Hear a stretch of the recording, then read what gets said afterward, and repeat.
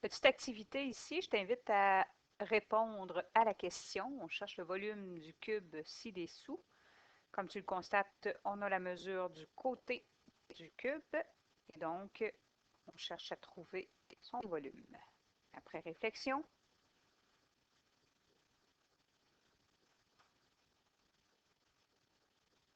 on obtient le volume qui est 1000 cm3.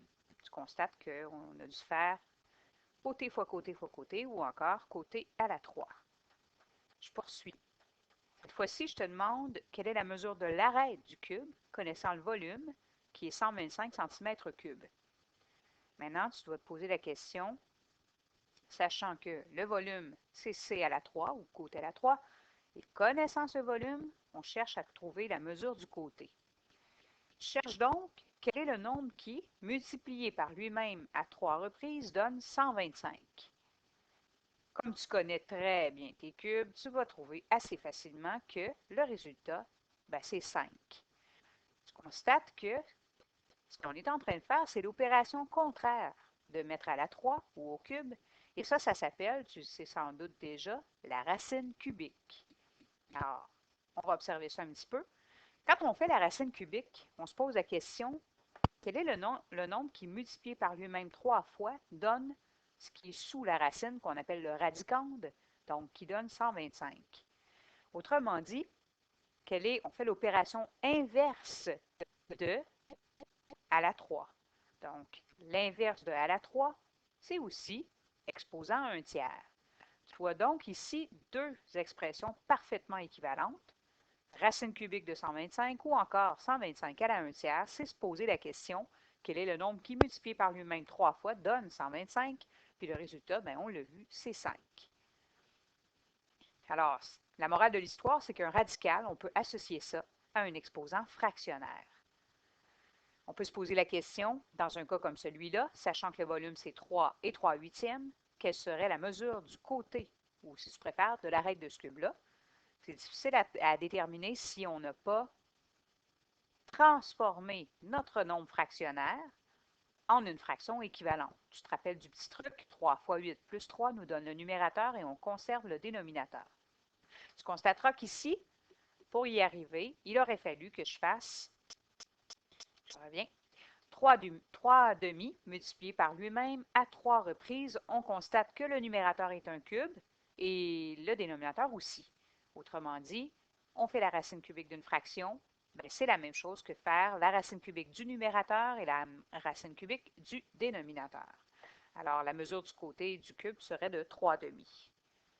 Encore une fois, on pourra constater que faire une racine cubique, c'est faire l'opération inverse de mettre au cube et donc de se poser la question, quel nombre multiplié par lui-même 3 fois donne 27 huitièmes?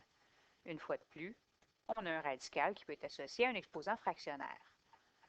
Donc, tout ça va nous mener à nos notes de cours, où est-ce qu'on pourra voir la théorie sur le cube et la racine cubique.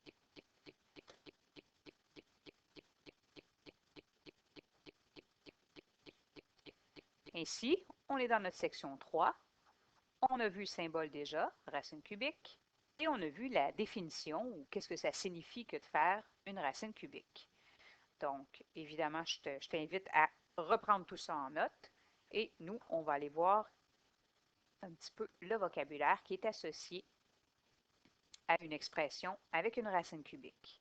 Alors, en premier lieu, le petit 3 que tu aperçois ici, nous, on est habitué à ne pas en voir. Par exemple, si je t'écris ça, c'est que, par convention, il s'agit d'une racine carrée. On n'écrit pas habituellement l'indice 2 d'une racine carrée, alors qu'à partir du moment où on fait une racine cubique, là, on va l'écrire. Alors, justement, je l'ai dit un petit peu, il s'agit ici de l'indice. Je vais déborder un peu de la boîte. Tu as le droit de faire la même chose. Alors, ça, c'est l'indice. Le crochet, l'espèce de crochet, c'est ce qu'on appelle le radical. Et ce qui se trouve sous le radical, ça s'appelle le radicande. A-N-D-E. Alors, voilà pour le vocabulaire. Maintenant, la définition, tu l'as ici. Si racine cubique de a donne x, c'est que forcément, a, c'est la même chose que x à la 3. Là, c'est peut-être difficile pour toi de le voir comme ça. On va le voir avec un exemple. Entre-temps, ben, il va sans dire que les nombres cubiques sont bons à savoir pour pouvoir faire ces expressions-là. Alors, regarde l'exemple. Racine cubique de 125, on vient de le voir avec l'activité. On sait que ça donne 5. Et le radicand 125, c'est le résultat de 5 exposant 3. Alors, je te rappelle que quand on fait une racine cubique, on se pose la question, quel est le nombre qui, multiplié par lui-même 3 fois, ou encore à la 3, donne le radicand qui est sous le radical. Alors, donne 125 dans ce cas-ci. Alors, de façon plus générale, on va voir différents exposants fractionnaires. Alors, les racines carrées, les racines cubiques également peuvent être exprimées par des racines, par des exposants fractionnaires de la forme 1 sur n.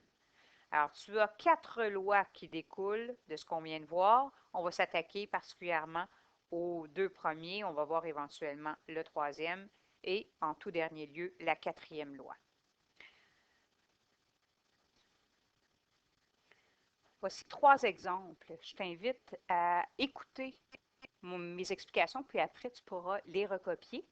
Alors, en premier lieu, j'ai ici la racine cubique de 64. Je te rappelle que c'est équivalent à 64 à la 1 tiers. Je te rappelle que 64 est un cube qui peut s'exprimer sous la forme de 4 à la 3. Alors, tu vois les modifications et les manipulations que je fais. 64 devient 4 à la 3, mais il était à la 1 tiers. Là, je peux me retrouver avec la puissance d'une puissance, qui est une des lois qu'on a vues, où on doit multiplier les puissances, d'où le 4 à la 3 fois 1 tiers. Sauf que 3 fois 1 tiers, ben, c'est comme 3 unièmes fois 1 tiers, et ça fait 3 tiers, ça, puis ça fait 1 entier.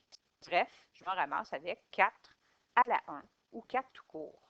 Probablement que tu te dis, ben, moi, je connais mes cubes, et je savais déjà que la racine cubique de 64, ça donnait 4. Ben, je te dirais, tant mieux pour toi, mais la manipulation que tu vois ici, c'est des choses qu'on va devoir faire éventuellement pour résoudre des problèmes plus complexes. C'est pour ça que je te l'ai mis au long. Je t'invite à le noter comme ça aussi tout à l'heure. Deuxième exemple, 81 à la 1 quart. Après ma barre, peut-être que tu te dis, je ne suis pas capable de calculer ça.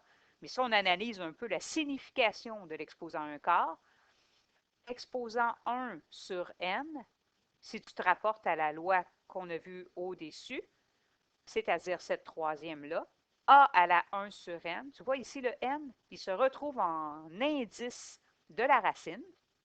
Et donc, on a l'équivalent de racine quatrième de 81. Comment ça que ça donne 3? Ben, autrement dit, quel est le nombre qui, à la 4, donne 81? On l'a vu quelques fois depuis le début où on travaille les lois des exposants, sachant que 3 à la 4 donne 81, mais c'est précisément là, ce nombre-là que je cherchais. Donc, le résultat de la racine quatrième de 81 ou encore de 81 à la 1 quart, ben, c'est 3. Et finalement, dernier exemple, 8 à la 5 tiers, ça aussi, c'est pas évident à calculer mentalement. Alors, si on fait quelques manipulations, on va être capable de le déterminer. C'est-à-dire que je vais faire ma loi puissance d'une puissance, mais dans le chemin inverse de ce que je suis habitué de voir. Je sais que 5 tiers, c'est la même chose que 1 tiers fois 5. Je me sers de ça et je réécris 8 à la 1 tiers fois 5. Tu constateras que c'est équivalent. 8 à la 1 tiers, je sais que c'est la racine cubique de 8, et il est toujours à la 5. Et je connais la racine cubique de 8, car je sais que c'est 2, 8 étant un cube. Alors, racine cubique de 8 vaut 2, mais il est à la 5. Et ça aussi, les bases 2, je commence à les connaître. 2 à la 5, je sais que ça vaut 32. Alors, voici pour les exemples de la page 13.